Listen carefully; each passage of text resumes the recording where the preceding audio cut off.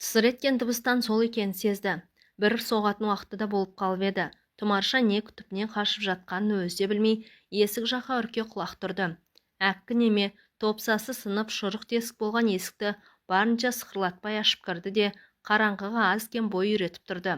Сосын әр жерде дірдек қағып, шашыла ұйықтап жатқан балалардың үстінен аттап-бұттап қасына жетіп келді. Ұйқысыраған кішкентайлардың біріне кісімісің деп қараған жоқ. Төсекке жетіп, үлгермей үстіндегі киімін қалай болса солай лақтыра салып, жалғыз лыпамен қалды. Сөйтті де Тұмаршаның қойнына күмп берді. Қолы сумаңдап әйелдің денесін тінткілеп жатыр. Тым құрса мынаған бір қарасаңшы деді. Бақытсыз әйел қасындағы пысылдап ұйықтап жатқан сәбиді нұсқап. Ес біліп қалды ғой. Осы сен сондайыңды қойшы. Мен жетісіп жүр дейсің бе? Ендігі қалған таң алдында баланы өлдеп жұбатып отыруым екен ғой. Мен саған құралмын ба сонда? Муляжым ба әлде қалаған уақытыңда құмарыңды қандырып тайып тұратын? Аузыңды жабей, тілің шығайын деген екен.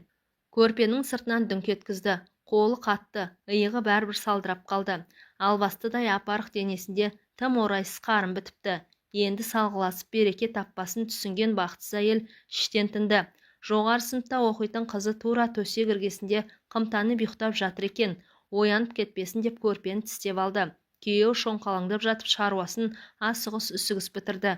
Аузынан түгел денесінен сасық иіс мүңкіп, онсыз де сыз иісі орнығып қалған бөлменің ауасын одан әрі тарылтып жіберді. Ол төсек шетінде ыңылдап біраз отырды. Әр баланың үстінде қалған киімдерін жазбай танып тез киінді. Сорлы неме, осыдан басқа бай іздегеніңді көрейін, сол жерде жарып тастаймын деп тістенді. Қолынан шағын бәкінің жүзі ай жарығына шағылысып жарқ ете қалды. Мен бәрін көріп біліп жүрмін. Есігінен кім кіріп кім шығып жатқанын қағыс жібермеймін. Есіңде болсын, өлгенше сен менің қатынымсың. Сорлы неме, есіңе түскенде бір келіп саңғып кететін емессің. Мына балалар сенікі емес пе сонда? Осылардың күні не болып жатыр деп бір ойланбайсың ба сен? Мен саған айтқанмын, олар менің проблемам емес. Тудың ба бақ, менімен жатуды білесің. Сақтануды неге білмейсің, а? Оқыған бәле едің ғой, ғалым едің ғой. Осыған келгенде бәрінен махрұм болып, ай қарап жұлдыз санайсың. Білем ғой, мен осылай келіп, жыланыңды анда-санда тұншықтырып тұрмасам, әукең салбырап, көше кезіп кетер едің. О, сорлы, кетші, көзіме көрінбей жоғалшы. Керемет шаруа тындырып, арғы бергіні ойлап жүр екенсің. Езнеме, осы сөз жетпей тұр екен. Екі аттап есікке бірақ жетті. Енді сыбырға ауысыпты. Сонда да тістене сылдаған даусы анық естіліп тұр. Етегіңе ие бол, айтқаным айтқан. Бөтен біреуге көз сүзуші болма. Сен өзіңмен қоймай мына қыздарды да үйретерсің сосын. Тұмарша қолына іліккен нәрсені умаждап ұстап лақтырып қалды. Қайдан? Езнеме жоқ болып кетті. Есікке сарт ете қалған дыбыстан үлкен қыз селк етіп оянып, еліктей лағындай үркіп жан жағына елегізе қарайды. Мама, не болды? Есікте біреу ұрды ма? Деді өтірік ұйықтап қалған анасына.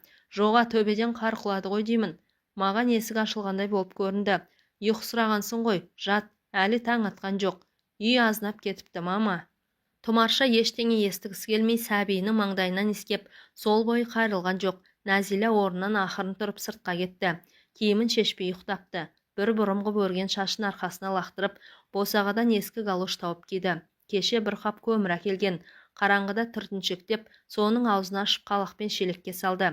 Есікті жай ашып, іні сіңлілері жатқан тұсқа бір құшақ суық ауа леп еткенін көріп тыжырынып қойды. Пештің қирап тұрған аузын сықырлатпай ашып, қоламтаны көседі. Кешегі оттың өлеусіреген шоғына екі жаңқа тастап тұтануын сәл күтті де көмірді қалақпен жайлап төңкерді. Пештің тесігінен түскен қып-қызыл сәуле бөлмені әнтек жарыққа бөледі. Тізесін құшақтап жанған отқа тесілген қызына Тұмарша езіле қарады. Не істей алады бұл? Мама, деді. Нәзила сыбырлай сөйлеп. Ана сүмелек тағы келіпті ғой. Қарға түскен ізін көрдім. Тұмарша демін ішіне тартып қалып, басын бүркей түсті. Мына масқарадан қайта қашарын білмей, жанын қоярға жер таппай бейкүнә сәбиін тас қылып құшақтай берді. Екі аяғының арасы осы қазіргі қылмысты жасыра алмастай алаулап барады. Мама, содан неге құтыла салмайсың? Сонша қиын шаруама, ажырасуға арыз берсеңші. Тәйт, маған ақыл үйретпе. Қандай болса да ол сенің әкең. Ол езді әке қылмай-ақ қойдым, мама. Мен бәрін түсінем ғой. Үлкен қыз болдым. Өзіңді де бізді де алдамашы. Сорлау, одан ажырассам далада қалып өледі ғой. Қазір не хан сарайында тұрып жатыр ма? Далада жүр ғой қаңғып, көрінген жерге түнеп. Міне, үстінің сасық иісі әлі тұр кетпей. бір үйдің жалғызы ғой. Апам марқұм кетерінде маған қатты табыстап еді. Аманатын орындай алмадым ғой, мен сорлы. Азаматты азамат күйінде ұстай алмадым. Осы сіздерді түсінбеймін. Немене өткенге қадалып, Нәзиланың көзіндегі өшпенділік оты пештің қызыл сәулесіне қарығып, жалт-жұлт ете қалды. Біреудің жалғыз баласы болмақ түгілі патшаның жалғыз ханзадасы болса да, мойныңдағы жүкті көтеруге тиіс. Ал ол не істеді? Бізді топырлатып туғызып, өзі ләйліп жүр көшеде. Тұмарша бойда өскен қызына таңдана қарап, ауыр қозғалып төсекке отырды. Терең күрсінді. Мама, маған ұрыспаңызшы. Неге ұрсам? Ол сүмелікті қойныңызға жатқызбасаңыз болмай ма? Тұмарша жылап жіберді. Осы сұрақтың жауабын өзі таба алмай жүргелі қаншама жыл. Езнеме, сұйық аяқтарға қосылып қаңғып кеткенде 2 баласы бар еді. Қазір 8 бала. Арасы 2-2 жастан. Сонда оның сыртта жүргеніне 15 жылға жуықтапты. Түн бала сұрланып келіп жүрген алғашқы жылдары бір үміт бар еді. Қазір қандай үміті қалды? Тұмарша өзінің де Езнеменің еркінен айрылғанын анық мойындап отыр. Күйеуі сол кеткеннен үйге бір тиын әкелген емес. Әкелсем де тырысқандай емес. Университет бітіріп әуелі тәп-тәуір жұмыс істеген Тұмарша тіршілігінің кенет жалт бергеннен ақ сансырап қалған сияқты. Езнеме оны алып қашты. Қала маңындағы үйіне келін қылып түсірді. Жалғыз шешесі бар екен. Бірінші күннен ақ Тұмаршаны айналып толғанып, асты үстіне түсе, үйірілгенде кейуана жалғыз ұлының нағыз ез екенін білген екен ғой. Өмірлік міндетімді атқарып болдым дегендей, келіні екінші перзентіне аяғы ауыр кезде о дүниеге кете салды. Тұмаршаның содан кейінгі өмір емес. Өзі әке-шешесінің жалғыз, барар жер басар тауы жоқ, иесі үйде жалғыз қалды. Шешесі барда дүниені шайқап жүрген Езнеме сосын түгел болмысын жарқыратып көрсетіп, отбасы, әйел бала бағу деген түсініктен махрұм екенін күн сайын ұқтырып кете барды. Енді әйел тұңғышының сауалына жауап таба алмай отыр. Ең жаманы, осы тірлікте Тұмаршаның өзі де әбден бой үйретіп алғанына болып тұр ғой. Езді араққа құмарлық ұйығынан құтқарсам деген алғашқы жылдардағы талпынысының бәрінен түк шыққан жоқ. Ол аздай күйеу карта ойнауға көшті. Анасы жанын жалдап жүріп, салдырған ақ сарайда үй қарыздың бодауына кетті. Содан бері осы ауылда пәтерде тұрып келеді. Баласы аз кезде көп жерге сиятын еді. 8 жылдан бергі панасы осы Лашық. Онда да Құдай қарасып тұр. Лашықтың иесі де кетер жағына кеткен. Ауыл шетіндегі жыртық үйге содан кейін бас сұққан кісі жоқ. Әйтеуір оқу жылы басталарда мұғалімдер келіп, мектеп жасындағы 5 баланың кем-кетігін бір түгендеп кетеді. Тұмарша балаларын сабақтан қалдырған емес. Лашық үшін ешкімге пәтер ақы төлемейтіні ғана көңілге медеу. Әйтпесе баяғыда қаңғып қалар еді. Нәзиласы ұқыпты қыз болып бой жетіп келеді. Қырық жамау үйге бауырларын жұмылдырып жаман жасап қоятын сол. Кеше ғана өзінен кейінгі ұлға ертең пештің аузын жасап қой. Әйтпесе ыстан уланып өлеміз деп қатты тапсырып жатқан. Тұмарша болса әлде бір елес қуып, өзінің осы тіршілігіне әбден батып, тіпті туннельдің жарығын іздеуді де қойған. Жыл аралатып бала туған соң жұмыс дегенді ұмытқалы қашан. Ай сайын балаларына берілетін жәрдемақы ғана жанын сақтап тұр. Сүйек мұжып ет жеп өспеген байқұстарды әлжуаз. Шынында да Езнемен неге қуып жібермейді осы? Ойланып көріп еді, қорқады екен. Ол ұрады. Көрпенің сыртынан салып қалғанда сүйегі салдырлап қалатын өзі де біледі. Әлде әйелдің әлсіздігі ме? Жоқ, ол ешқашан құқшақ аңсаған емес. Бір кездегі бәденінен жұрнақ қалмаған. Төңіректегі елдің бәрі байсыз бала тапқыш дейтінді естіген, бірақ мән берген емес. Сөйтсе бұл бейбақ өзін аманатқа адалдық танытып жүрмін деп санайды екен ғой. Мына сорлыға екі шоқып, бір қарамасаң адамдықтан кетеді. Бір атадан жалғыз ғой деп беретін енесінің сөз күн сайын құлағына бірнеше рет жаңғырып ызыңдайды. Сонда адамдықтан кетірмеген қайсы? Жүр ән сол. Езнеме әр төбенің басында. Ол да осы тірлігіне әбден үйреніп алған. Қыс болса көп қабатты үйлердің жертөлесін паналайды. Жазда сәл басқалықта болса болды. Бірақ қанша жерден ит болса да үйіне қаңғыбас достарының біреуін ертіп келген емес. Бүгінгі сөзінен байқады ғой, ол қыздарының жаман өсуінен қорқады. Тұмарша Нәзилаға жазғаншақтай қарады. Осы отырысымен өзінің ештеңе өзгерте алмайтынын ұқтыра қарады. Қыз да анасының дәрменсіз күйін жақсы түсінді. Сәлден кейін бірінен соң бір оянған бауырларының әбігеріне араласты да кетті. Үйдің құлаған дуалынан мойнын соза үңіліп тұрған жас жігіт көріп шошып кетті. Басындағы орамалмен аузында қалқалап, есіктің алдына шыққанда бейсауат қонақ ауланы шола қарап кіріп келеді екен. Кешіріңіз, сіз Тұмарша апайсыз ба, деді ол, қолын ұсынып. Тұмарша сезіктене қарады. Бұл кім, не керек өзіне? Үсті басы тап-таза, жып жинақты жігіт. бұл үйге тіпті үйлесіп тұрған жоқ. Иә, менмін. Сіздер туралы досымнан естіп едім. Жағдайларыңызды өз көзіммен көріп қайтайын деп. Сіз кімсіз? Таныстырмаппын ғой.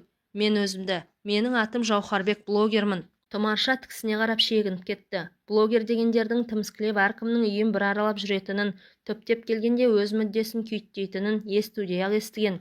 Біздің бейшара кейпімізді жұртқа көрсетіп ақша таппақ қой деген ой санасына орнап, есіктің алдынан жылжымай тұрып алды. Апай, қорқып тұрсыз ба? Қорықпаңыз. Мен алаяқ емеспін. Жұрт айтқандай қиналып өмір сүріп жатсыздар ма? Соны көргім келеді. Бізге ешкімнің көмегі керек емес. Жоқ апай, жарылқап тастайын деп тұрғаным жоқ. Әншейін көремде шығам. Тұмарша кісі танитын адамдай блогердің бетіне бажалай қарап алды да есікті жүрексіне ашты. Арғы жақтан сабаққа жасы жетпеген 3 бала, екіншісіне оқитын ұл қоздай жамырап қоя берген. Жауһарбек басқаша бірдеңе күтсе керек. Әр заты ескі болса да, ішкі сылағының қай жері жалаңаштанып қалса да, жалпы жинақты бөлмеге таңдана үңілді. Әлсіз шам жарығына көзін үйрете алмай біраз тұрды. Содан соң ғана әр тұста үрпиіскен 4 баланы байқап, құшақ жая ұмтылды. Нағыз батырлар мен сұлулар осында екен ғой, деді еміреніп. Мына балалар қазақтың баға жетпес байлығы. Ертең-ақ ел тұтасқан ұстағалы тұр ғой. Блогердің шектен тыс еркінсіп кеткен аса жасанды көрініп, Тұмарша қолын қақпалай берді. Жауһарбек байқаса да мән бермегенсіп, жерде отырып кенжектей самалды көтеріп алды. Қандай тәтті бала өзі, әлде қыз ба деп даурыға сөйлеп сәбидің маңдайынан иіскеді. Сосын кенет есіне әлдене түскендей қалтасынан телефонын алып асық істерді. Иә, сол кісілер екен.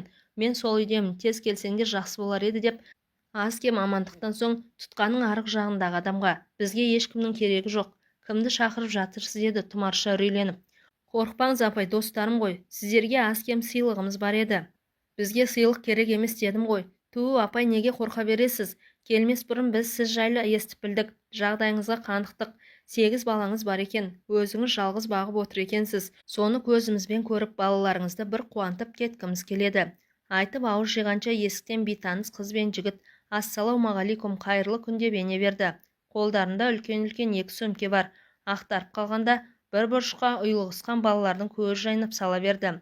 Жауһарбек пен достары әр баланың атын да біліп алған екен. Мынау саған деп бәрінің қолына сыйлық ұстатты. Әкелген тәтті дәмділер қаншама, манағыдай емес. Тұмарша да үрейден сәл арылып, әр сыйлыққа еміне қарап бой үйрете бастаған. Жауһарбек мектеп жасындағы 5 балаға 5 телефон әкеліпті. Байқұс әйелдің көзі атыздай болды. Осыншама қымбат нәрсеге әуреленіп. Көп замай Жауһарбек үй иесінің өңіріне шағы микрофон қадап қойып, біраз нәрсеге қанығып алды. Қонақ қыз әкке екен. Балаларды Тұмаршаны әр тараптан түсіріп, үйдің іші сыртын таспалап біраз әбігерленді.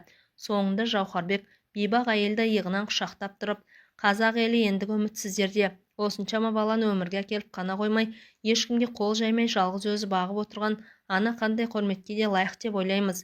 Видео соңындағы сілтеме көмектеріңізді аймасаңдар, бір қазақтың шаңырағын бақытқа шомылдыра алар едік, деп тоқтады. Блогерлер кеткен соң жалғыз төсекке бүк түсіп жатқан Тұмарша күні бойы жылады. Алдымен өзін аяп жылап еді, артынша сөгіп жылады. Университетті аяқтаған кезіндегі өрлігі қайда? Жасы 40-қа жетпей-ақ жер бауырлап, жұрттың қабағына қарап сорлы өмірді қайдан тапты? Езге қор болған күндерінің өте шыққанына налып жылады.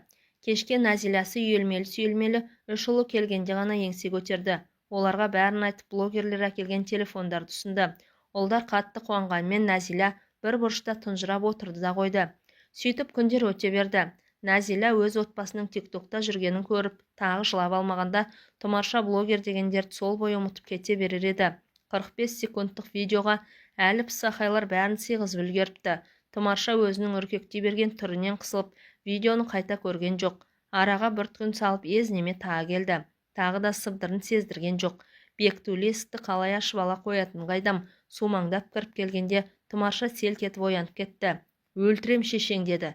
Ез бейбақ әйелдің тамағына бәкісін тақап: мен саған көрсетемін. Жап-жас жігіттің құшағына кіргенді. Балаларыма сыйлық әкеп тастағаны ғана жаныңды сақтап тұр, әйтпесе бауыздай салар едім. Тұмарша қыңқ дей алмады. Өзі өле қалса, аяғын енді басқан самалының күні не боларын ойлап қорықты. Не болса да үндемей құтылуға бекінді. Ез айбат жегіп тісінің арасынан лоқ өткізіп түкірік салды да, келген қалай тез болса, сондай жылдамдықпен көзден ғайып болды. Бұл жол зорлаған жоқ. Араға 1,5 ай салғанда Жауһарбек келе қалсын. Өзі көңілді есік таныстарды есіктен қуана аттап, мен сіздерді киноға шақыра келдім деді. Апай, балаларға бір жақсысын киініңіздерші, 8 баланы да ертіп алыңыз. Қазақша бір жақсы фильм шығыпты, жұрттың бәрі ағылып жатыр. Билетті әзер таптым. Інім, сенің тез арада кеткенің жөн деді Тұмарша қыстығып. Әйтпесе сені де мені де өлтіреді. Жауһарбек кірпігін де қаққан жоқ. Ол енді сізді маңайыңыздан да жүре алмайды деді тік қарап. Оны заң әкелік құқығынан айырып тастаған. Қалайша? Әйелдің күңіренген даусына таңырқай қалған Жауһарбек біраз уақыт дағдырып тұрып қалды. Өткенде қасымызда жүрген қыз Қазақстандағы балалар омбудсмені апай деді. Сосын осы үйде шыға салысымен құжаттармен айналысып, күйеуіңіздің 15 жылдан бері сіздерге ешқандай қараспағанын, көше қаңғымасына айналғанын дәлелдеп арыз түсірді. Сол арыз күні кеше қанағаттандырылды. Ол енді сіздің күйеуіңіз емес. Сонда біздің тағдырымызды сыртымыздан шеше бересіздер ме? Кешіріңіз апай, қимайтындай несі бар ол адамның? Тұмарша көмейіне кептелген ол бір үйдің жалғызы ғой деген сөзді жұтып алды да тағы жылап жіберді. Анасының көз жасын көрген балалар бір бұрышқа ұйлығысып қалыпты. Естияр төртеуі состиып әр жерде тұр. Апа, енді алаңдайтын ештеңе жоқ, ештеңеден қорықпаңыз. Біз жағдайыңызды толық білеміз. Ол келсе полиция сөйлеседі. Одан да серпіліп келіңізші. Бала деп ешқайда шықпай қатты шаршап жүрсіз ғой. Тұмарша сәл ойланып тұрып тез келісті. Сенбі болғансыз, балалар сабақ жоқ. Қашанғы үрейдің ұйығына түсе береді. Тез барып келеді, әр кетсе 3 сағат жұмсар.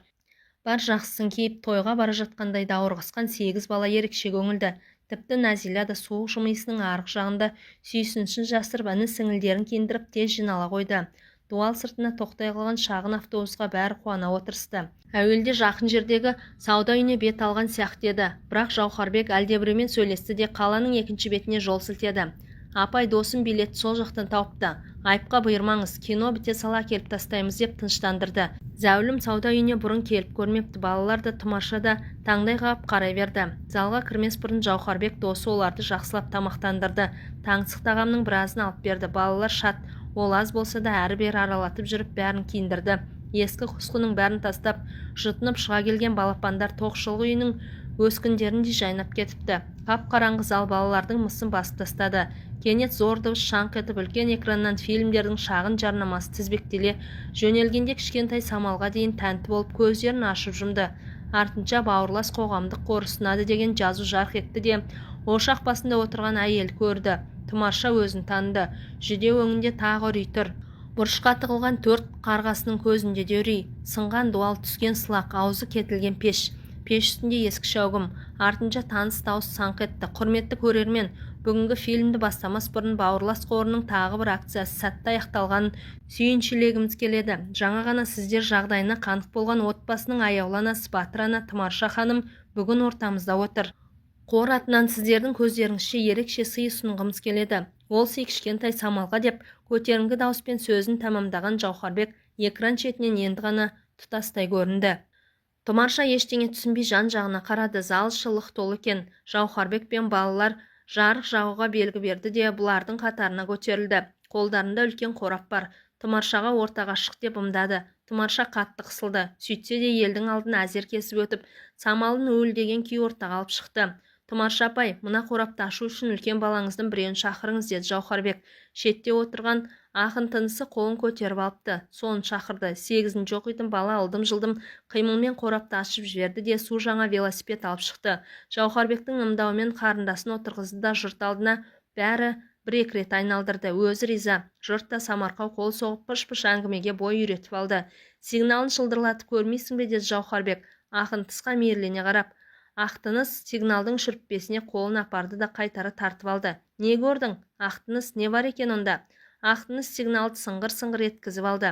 Кілт деді. Ненің кілті ол? Білмеймін. О, сіздердің жаңа үйлеріңіздің кілті деп айқай салды Жауһарбек. Аңысын аңдап, тына қалған жұрт дүрілдеп кетті. Зал үшін шарт-шұрт шапалақ кернеді. Тұмарша да, Назила да, естияр балалардың ешқайсысы да сене алар емес. Фильм аяқталғанша Тұмарша көзіне жас көлдетіп жылады да отырды. Киноны көріп жарытқан жоқ. Соңғы эпизод аяқталып жұрт орнынан дүр көтерілгенде ғана өзіне өзі келді. Көрермендердің бәрі құттықтап, тіпті кейбіреуі көріндік пен қолын ақша қыстырғанда Тұмарша басын изеген болмаса, көп ештеңе түсіне қоймады. Жауһарбек бәрін ұйымдастырып қойып, 8 баласын жетелеген ананы осы маңдағы ауылдың ортаңғы көшесіндегі үйге әп-сәтте жеткізді. Алдынан шашу шашып апалар қарсы алды. Тұмарша жылап тұрып үйдің лентасын қиды. Бөлмені аралап таныстырып жүрген Жауһарбекті інісін де жақсы көріп, қасына келген сайын рахметін айта берді. Жаңа ауылға бұл отбасы тез үйренді.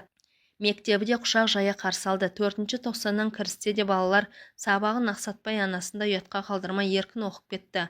Мың болғыр Жауһарбек кейінгі 3 кішкентайға балабақшадан да орын тауып берді. Ол аз ба, Тұмарша да сол балабақшаға аспаз болып кірген. Олардың кинозалда отырып үй алған видеосына сүйсінбеген адам жоқ. Тіпті Тұмарша да қыз сыйлаған жаңа телефонның жадынан қайта-қайта тамашалай берді. Бақытқа шомылу деген осындай болар. Өмірімде бірінші рет дейді өзіне өзі. Ал үй керемет. Кейін білгендей бауырластар қорына тағы 1,5 ай ішінде бүкіл ел осы үйге ғана емес, ішкі сыртқы жиһаздарына да молынан қажетті қаражат жинады. Бұл қордың жағдайы төмен отбасыларға сыйлаған 1300 бәленші баспанасы екен. Аз күнде балалардың да өңі кірді.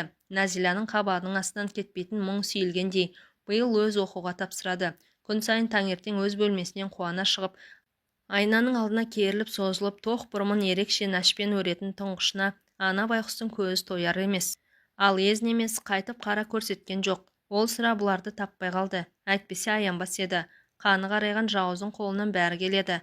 Жауһарбектің бұларды жаңа үйге жеткізіп өзі үлкендеу, Ақтыныс пен Нәзиляны ғана ертіп ескі үйден керек жарақты алып келуге кеткен Тұмарша енді ғана түсініп жүр.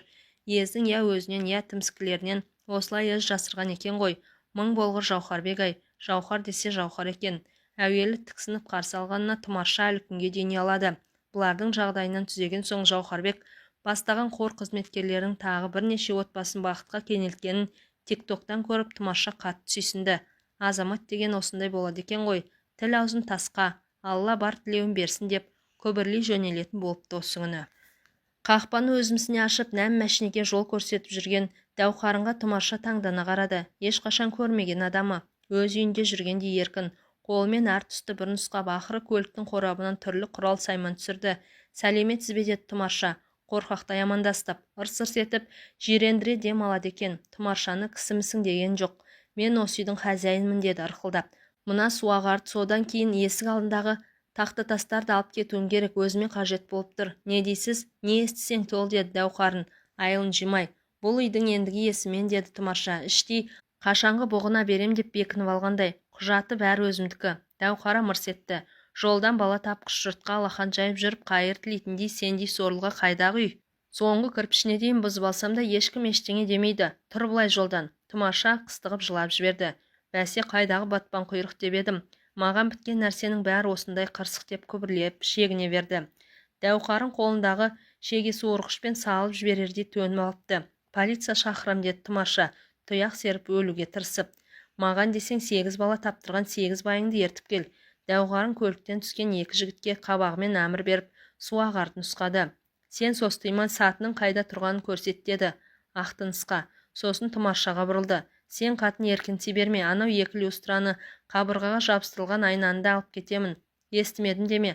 Тұмарша есік алдында топырлай шыққан балаларына қорқынышын сездірмеуге тырысып үйге кірді. Жауһарбекке хабарласады. Басқа амалға не? Барам апай, барам. Қазір бір шарада отыр едім, шыға сала жетем деген жігіттің даусынан ыза мен ашу сезілмей қалған жоқ. Түпкі бөлмеде самалды құшағына қысып, сыңсып жылап біраз уақытын өлтірді. Жаңа ғана асыр салып жүрген балалары енді мына үйді анық бөтенсіп әр жерде состиып тұр. Сырттан ию-қию дыбыс естілді. Полиция көлігінің қиқуы көше басынан жетіпті. Тұмарша Ақтыныспен бірге сыртқа шыққанда ырсиып қалған тақтатастардың орнын көрді. Есік алдын жау ойрандағандай, қақпа сыртына дік етіп тоқтаған полиция көлігіне Дәуқарын самарқа көз тастап, тақтатастарды мәшіне қорабына лақтыра берді. Дәулетжан аға, мұныңыз қалай деген Жауһарбекті керенау тыңдады. Өзім біледі демді, амандасуға да жарамай. Сен ит екенсің деді Жауһарбекке өшіге қарап. Ойбай, жалғызлік әйел, 8 баласы бар, қиналып жүр деп жақауратып едің, маңдай терімен неше жыл салған үйіме жезөкшені әкеп кіргізіп кетіпсің ғой, а? Абайлап сөйлеңіз ағасы. Тіктеле қалған полицейге Дәулетжан көз қырын салған жоқ. Суағарымды алып кетем, маған десе мойнына су сорғаласын. Ал тақтатастарды жезөкшенің тықылдатып басып жүрген керек емес. Бір бай келіп жаңасын төсеп берер. Жұдырығын түйіп ұмтыла берген Жауһарбекті полиция тез тоқтатты.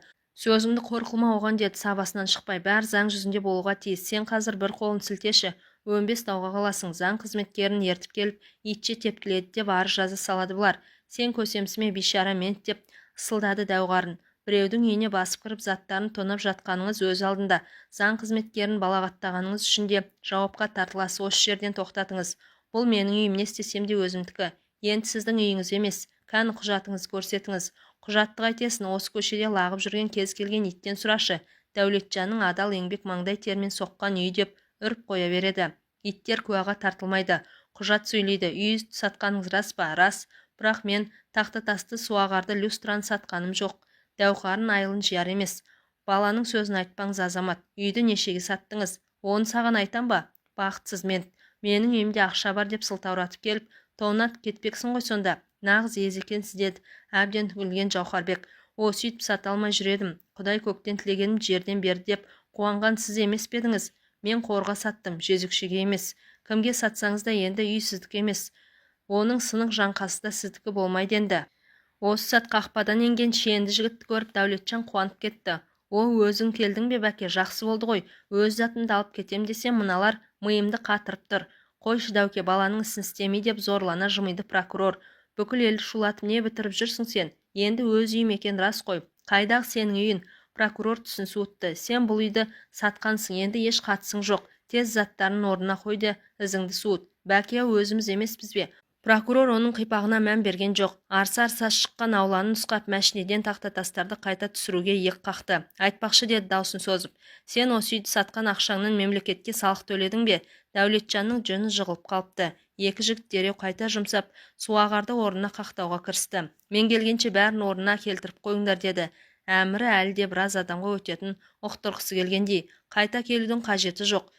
Прокурор Дәуқарынның бұл арадан тез арада табан жалтыратуын ғана қалайтынын айқын ұқтырды. Полиция мырза, бар заттың орнына келуін өзі қадағалайды. Осыны айтып өзі де сыртқа шығып жүре берді. Сен бала ештеңені жариялаушы болма. Бізге сенің жарнамаң қажет емес деп ескере кетті Жауһарбекке. Дәуқарын да тайып тұрды. Осы үйдің ендігі иесі сендерсіңдер. Кім келсе де қорықпаңдар. Кім не десе де құлаққа ілмеңдер. Сендер жерге қарап тұрсаңдар, аналарыңды, қарындастарыңды кім қорғайды? Жігіт сияқты болу керек. Әрине қолға түскен затпен қойып қалыңдар демеймін, бірақ жігіт адамда сес болу керек. Өзінің осы жердің иесі екенін айқын аңғартатын ашу болу керек. Ер адам ез болса, отанға да жүк. Кәні, енді аналарының жылағанын көрмейтін болайын деді. Жауһарбек кәдімгідей түсін суытып. Тастарды қайта өрнектеп жатқан екі жігіт көмекке асыққан Ақынтасқа мейірлене қарап қойып, балаларым Жауһарбек те азамат болса екен деп тіледі ана байқұс. Әңгіменің соңы.